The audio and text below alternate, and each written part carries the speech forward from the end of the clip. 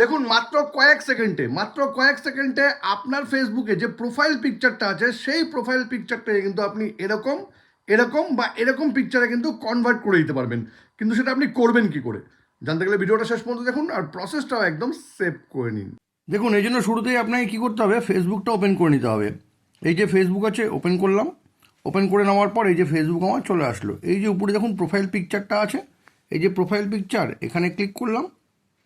এবার এখানে ক্লিক করে নেওয়ার পর এই যে প্রোফাইল পিকচারটা আছে এখানে ক্লিক করবেন।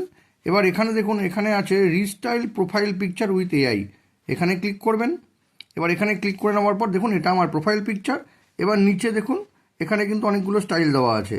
আপনি যদি এখানে ক্লিক করেন তাহলে দেখুন আপনার যে প্রোফাইল পিকচারটা আছে সেটা কিন্তু রিস্টাইল হয়ে এরকম হয়ে যাবে। দেখুন এই যে এরকম হয়ে যাবে। আবার যদি এখানে ক্লিক করেন তবে কিন্তু এটাকে রিস্টাইল হয়ে দেখুন অন্য একটা পিকচার তৈরি হয়ে যাবে।